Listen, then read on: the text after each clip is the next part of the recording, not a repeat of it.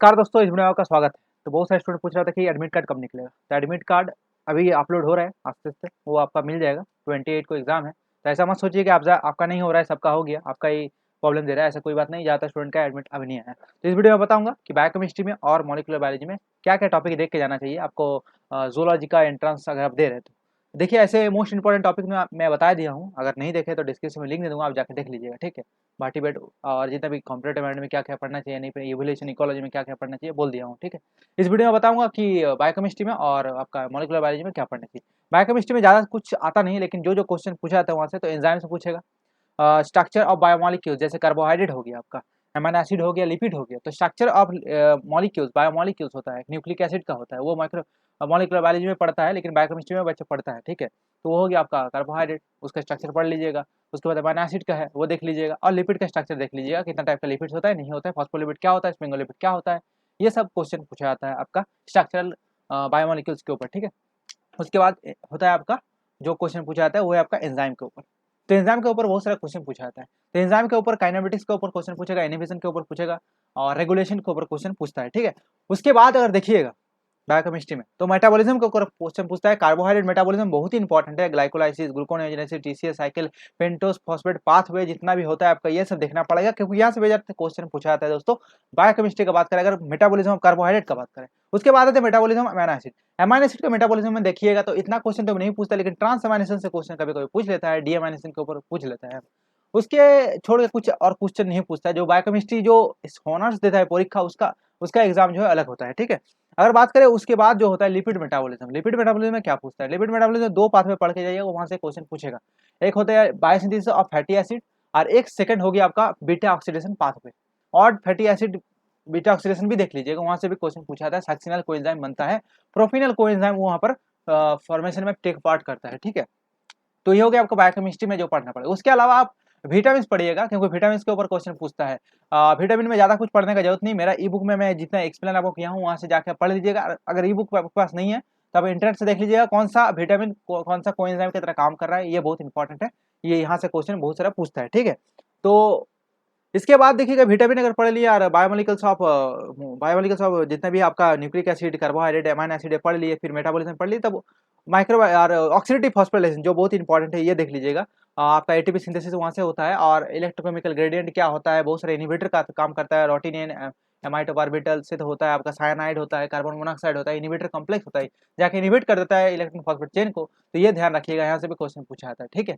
और ATP calculation के ऊपर तो बहुत सारे क्वेश्चन पूछता है। अगर देखिएगा अब बायोकेमिस्ट्री का कोई भी एग्जाम में बैठ जाइए, एटीपी कैलकुलेशन पर क्वेश्चन पूछ लेता है दोस्तों। मैं गारंटी के साथ बता सकता हूँ कि क्वेश्चन यहाँ से पूछेगा ही पूछेगा, ठीक है। अब बात हुआ कि मॉलिक्यूलर बायोलॉजी में क्या पढ़ना चाहिए। मॉलिक्यूलर बायोलॉजी में इतना क्वेश्चन नहीं पूछता है, देखिए, लेकिन मैं फिर भी बता दे रहा हूँ कहाँ से आपको पढ़ना चाहिए, ठीक है। देखिए, चार्गाफ रूल पढ़ लीजिएगा, और डीएनए स्ट्रक्चर पढ़ लीजिएगा, टाइप्स ऑफ डीएनए स्ट्रक्चर पढ़ लीजिएगा। बहुत सारा डीएनए टाइप होता है, 3 टाइप्स ऑफ डीएनए मिलता है, जो क्वेश्चन वहाँ से पूछता है। जेड डीएनए, ए डीएनए, बी डीएनए, ठीक है। बी डीएनए से क्वेश्चन पूछता है, तो बी डीएनए का टाइप्स पढ़ लीजिए, कितना प्रॉपर्टीज होता है, क्या होता है, एक टर्न में कितना न्यूक्लियोटाइड्स बेयर आता है, उसका लेंथ कितना होता है, ये सब पूछेगा। चार्गाफ रूल के ऊपर क्वेश्चन पूछता है, ये भी देख लीजिएगा। उसके बाद देखिएगा आप मॉलिक्यूलर बायोलॉजी में तो डीएनए रेप्लिकेशन, ट्रांसक्रिप्शन, ट्रांसलेशन, इतना डिटेल्स में पढ़ने का जरूरत नहीं। आपको इसी भी याद रखना है कौन सा एंजाइम कहाँ काम करता है, उसका कौन सा मैकेनिज्म कैसा। मतलब सपोज हम डीएनए रेप्लिकेशन का अगर बात करें, तो डीएनए रेप्लिकेशन क्या होता है, देखिएगा, पहले हेलिकेस लोड होगा, पहले रिकॉग्निशन कॉम्प्लेक्स तो रिकॉग्नाइज करेगा, उसके बाद हेलिकेस लोड होगा, हेलिकेस लोड करने के बाद उसको जो रेप्लिकेशन फॉर्क क्रिएट करेगा, उसके बाद आपका प्राइमर लोड होता है, फिर डीएनए पॉलीमरेज 3 लोड होता है। ये सब लोड होने के बाद आपका इलोंगेशन प्रोसेस चलता है, उसके बाद टर्मिनेशन होता है। तो ये सब प्रोसेस आपको देखना है, कौन किसके बाद कौन एंजाइम आता है, एंजाइम का काम क्या है, बस यही याद रखना है, ठीक है। ट्रांसक्रिप्शन में भी आपको यही याद रखना है। ट्रांसक्रिप्शन में आपका यूकैरियोटिक ट्रांसक्रिप्शन होता है, एक प्रोकैरियोटिक ट्रांसक्रिप्शन होता है। प्रोकैरियोटिक ट्रांसक्रिप्शन में देखिएगा आरएनए पॉलीमरेज एक ही रहता है, लेकिन यूकैरियोटिक में आपका 3 टाइप्स रहता है। अब क्वेश्चन पूछा जाता है कि 3 टाइप्स का आपका आरएनए पॉलीमरेज है ना, तो कौन सा आरएनए पॉलीमरेज, कौन सा टीआरएनए, एमआरएनए, या कौन सा आरएनए को सिंथेसाइज कर रहा है, ये क्वेश्चन पूछेगा सिंपली। देख लीजिएगा, यहाँ से क्वेश्चन आप पूछ लीजिए, मैं आपको बता रहा हूँ, ठीक है। यहाँ से क्वेश्चन पूछता है, और आप देख लीजिएगा टाइप्स ऑफ आरएनए पॉलीमरेज, और उसका कौन कौन सा एमआरएनए सिंथेसाइज कर रहा है, या टीआरएनए कर रहा है, या आरआरएनए कर रहा है, एसएनआरएनए कर रहा है, एमआईआरएनए कर रहा है, कौन सा आरएनए सिंथेसाइज कर रहा है, कौन सा आरएनए पॉलीमरेज, ये आपको ध्यान में रखना पड़ेगा। उसके बाद ट्रांसलेशन, ट्रांसलेशन में इतना इंपॉर्टेंट नहीं है, जैसे आपका इनिशिएशन कॉम्प्लेक्स कैसे बन रहा है आपको याद रखना पड़ेगा। उसके बाद टर्मिनेशन जो हो रहा है वो आपको रखना पड़ेगा। रो फैक्टर जो भी जो लगता है, टर्मिनेशन आपका स्टॉप कोडन होता है, स्टॉप कोडन आता है, उसको रिकॉग्नाइज किया जाता है, और ट्रांसलेशन आपका बंद हो जाता है, ठीक है। उसके बाद जो आएगा जो क्वेश्चन पूछेगा दोस्तों ये है आपका आरएनए मॉडिफिकेशन के ऊपर क्वेश्चन पूछता है। आरएनए मॉडिफिकेशन क्या होता है, देखिए एक होता है कि आपका ट्रांसक्रिप्शन हो गया, ट्रांसक्रिप्शन होने के बाद आपका एक स्टेप बीच में होता है, ट्रांसलेशन और ट्रांसक्रिप्शन के बीच में एक स्टेप होता है, क्योंकि ट्रांसक्रिप्शन आपका न्यूक्लियस के अंदर होता है और ट्रांसलेशन आपका साइटोप्लाज्म में होता है सेल के अंदर, ठीक है। जब ये ट्रांसक्रिप्ट बनता है तो उसको प्री एमआरएनए बोला जाता है। वो प्री एमआरएनए क्या होता है, उसके अंदर इंट्रॉन भी रहता है, एक्सॉन भी रहता है। एक्सॉन ऐसा होता है जो पार्ट जो प्रोटीन कोडिंग करता है, इंट्रॉन ऐसा पार्ट होता है जहां पर कोई कोडिंग पार्ट नहीं रहता है। अब बात है कि एक्सॉन इंट्रॉन को हटाता है बाय द स्प्लाइसिंग मैकेनिज्म। अब स्प्लाइसिंग मैकेनिज्म भी बहुत तरह का होता है, ये भी आपको तो पढ़ना पड़ेगा। ऑल्टरनेटिव स्प्लाइसिंग होता है आपका, ट्रांस आपका स्प्लाइसिंग होता है, ये सब आपको ध्यान में रखना पड़ेगा। उसके बाद आपका देखिए एमआरएनए तो बाहर जाएगा और बाहर में न्यूक्लियस रहेगा, न्यूक्लियस मतलब जो न्यूक्लियस डीएनए को कट करेगा, तो उससे बचाने के लिए कुछ तो करना पड़ेगा भाई। सर्वाइवल ऑफ द फिटेस्ट बोलता है ना कि बाहर में जाएगा तो कुछ तो बचने के लिए कुछ तो करना पड़ेगा। तो उसके लिए क्या करना है कि 3 पॉली एक एडिनाइन लगाता है, पॉली एडिनाइलेशन बोलता है उसको, ठीक है। तो एडिनाइन ग्रुप लगाया जाता है 3 प्राइम साइड में आपका एमआरएनए का, ठीक है। और आपका 5 प्राइम जो होता है वहां पर आपका गुआनिन गुआनिन जो बेस पेयर है 5 जो ग्रुप रहता है वहां पर आपका गुआनिसिन ऐड किया जाता है, ठीक है।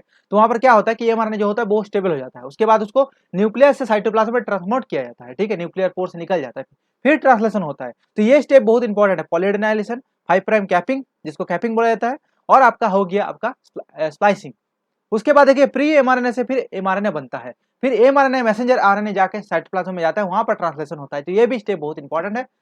उसके बाद देखिए इतना इंपॉर्टेंट तो मॉलिक्यूलर बायोलॉजी में नहीं है, लेकिन म्यूटेशन से क्वेश्चन पूछता है, टाइप्स ऑफ म्यूटेशन के ऊपर क्वेश्चन पूछता है। पॉइंट म्यूटेशन क्या होता है, नॉन सेल म्यूटेशन क्या होता है, आपका टाइप्स ऑफ म्यूटेशन एजेंट क्या होता है, म्यूटाजेंस बहुत तरह होता है, आपका रेडिएटिव होता है, नॉन रेडिएटिव होता है, केमिकल होता है, ये सब आपको देखना पड़ेगा। कौन सा म्यूटेशन कहाँ पर करता है, क्या इफेक्ट कर रहा है, ये सब थोड़ा देखना पड़ेगा, इतना क्वेश्चन नहीं पूछता है। उसके बाद जो पूछेगा ट्रांसपोजेबल एलिमेंट, ट्रांसपोजेबल एलिमेंट के ऊपर क्वेश्चन पूछा जाता है, तो ये देख लीजिएगा, थोड़ा इतना देखने का जरूरत नहीं। बीएचयू का प्रोस्पेक्ट भी बोलूँ तो पहले आप non coordinate, coordinate, comparative anatomy, ecology, evolution, genetics, animal behaviour, ये सब देख लीजिए, इकोलॉजी देख लीजिए, थोड़ा डेवलपमेंटल बायोलॉजी देख लीजिए, ये सब पहले खत्म कीजिए। उसके बाद बायोकेमिस्ट्री एंड मॉलिक्यूलर बायोलॉजी में आइएगा, आज सेल बायोलॉजी में आइएगा, ठीक है। मेरा यही आपको मतलब गाइडेंस रहेगा, यही मेरा एडवाइस रहेगा आपके लिए कि पहले मोस्ट इंपॉर्टेंट टॉपिक को खत्म कीजिए जो आपका ज़्यादातर स्कोर करने में हेल्प करेगा। उसके बाद आप स्मॉल स्मॉल टॉपिक पकड़ते रहिए, कोई दिक्कत नहीं है, ठीक है। अगर आपका प्रिपरेशन हो गया उसके बाद आप शिफ्ट कर रहे हैं, कोई दिक्कत नहीं, बहुत अच्छा बात है। क्योंकि कभी कभी क्या होता है कि क्वेश्चन बहुत टफ पूछा जाता है दूसरे सेक्शन से और यहाँ से बहुत ईजी पूछ लेता है, तो अगर आप शिफ्ट कर लीजिएगा तो आपका नंबर यहाँ से मिल जाएगा। लेकिन वहाँ हो सकता है कोई स्टूडेंट अगर इधर का कर गया था इधर नहीं किया तो दिक्कत थोड़ा हो सकता है, लेकिन यहाँ पर रैंक डिसाइड हो जाता है दोस्तों। रैंक यहाँ पर डिसाइड होता है कि किसका कितना कवर अप है सिलेबस, ठीक है, अच्छा जहाँ से क्वेश्चन पूछा जाता है। तो ये टॉपिक दोनों जो आपको बताए इतना ही पढ़िएगा, ज़्यादा पढ़ने की जरूरत नहीं। आप बोलिएगा सब तो बता ही दिए सर, तो हाँ मैं सब बता दिया, अलग बात है, लेकिन मैं आपको बता दिया स्पेसिफिकली आपको पढ़ना क्या चाहिए और क्वेश्चन कहाँ से पूछेगा, ठीक है। तो अगर आप अभी तक मेरा ये बुक नहीं लिए तो आप लोग जरूर लीजिएगा, मैं डिस्क्रिप्शन में लिंक दे दूंगा, एज वेल एज मैं मोबाइल नंबर भी दे दूंगा, जहाँ से लेना है ले लीजिएगा, ठीक है। तो बहुत बहुत धन्यवाद दोस्तों वीडियो देखने के लिए, और नेक्स्ट वीडियो के लिए आप लोग इस चैनल को सब्सक्राइब कर दीजिए और लाइक कीजिएगा, दोस्तों से शेयर जरूर कीजिएगा दोस्तों। और कोई भी दिक्कत हो, कोई प्रॉब्लम हो, आप मैसेज कर सकते हैं व्हाट्सएप में, तो मैं रिप्लाई जरूर करता हूँ। तो बहुत बहुत धन्यवाद दोस्तों वीडियो देखने के लिए।